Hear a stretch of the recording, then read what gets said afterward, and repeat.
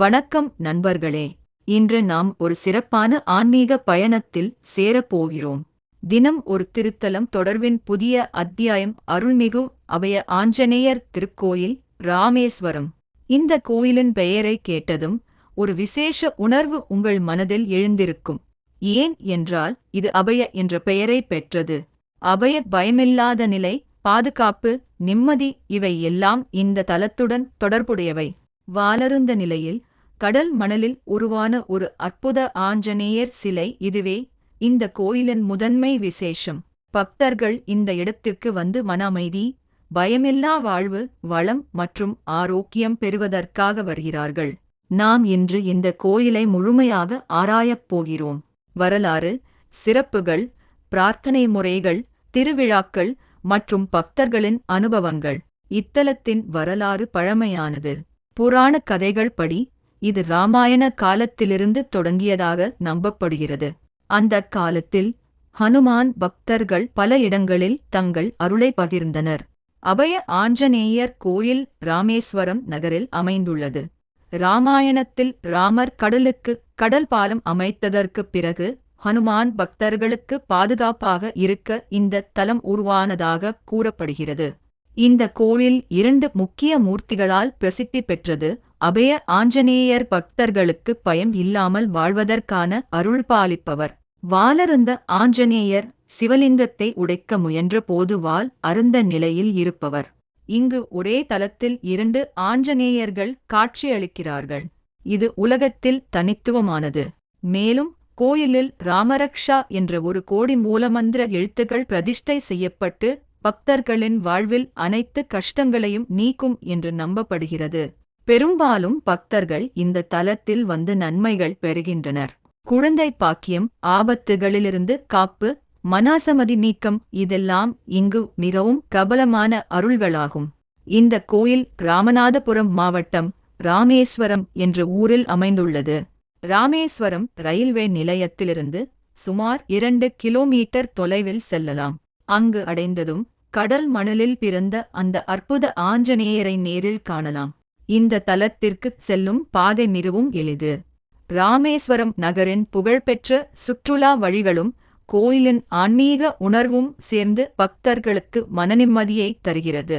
கோயில் 8 பட்டைகளுடன் கூடிய விமானத்துடன் அமைந்துள்ளது.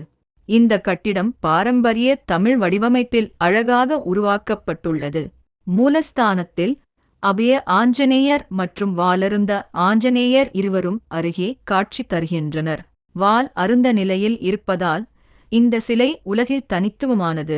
பிரதான அம்சங்கள்: அபய ஆஞ்சநேயர் பீடத்தின் கீழ்கோடி ராமரக்ஷா மூலமந்திர எழுத்துகள். முன்புறம் ராமர் பாதம், பக்தர்களின் மனதை நிம்மதிப்படுத்தும் வகையில்.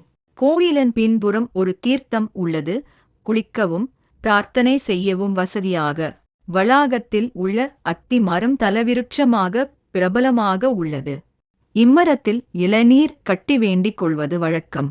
கோவில் முகப்பில் கடல் மணலில் உருவான சுயம்பு ஆஞ்சநேயர் சிலை. இதை கடலிலிருந்து கிடைக்கும் சிப்பி பதிந்த நிலையில் காணலாம்.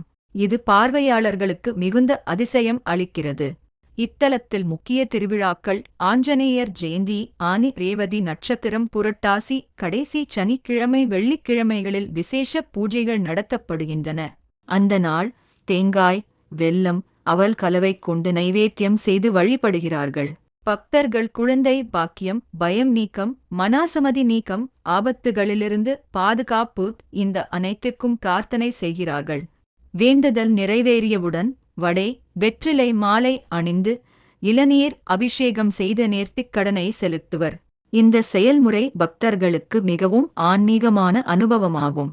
பக்தர்கள் பக்தி பூர்வமாகச் சென்று அருள்மிகு அபய ஆஞ்சநேயரிடம் பிரார்த்தனை செய்யும் போது பலர் உண்மையான அதிசயங்கள் காண்கிறார்கள் என்று சொல்கின்றனர். குழந்தை பாக்கியம் பெற்றவர்கள், மனாசமதி நீங்கி அமைதி பெற்றவர்கள், தொழில், கல்வி, குடும்ப நலத்தில் முன்னேற்றம் பெற்றவர்கள், இவை எல்லாம் இந்த தலத்தின் அருளால் என்று பக்தர்கள் நம்புகின்றனர்.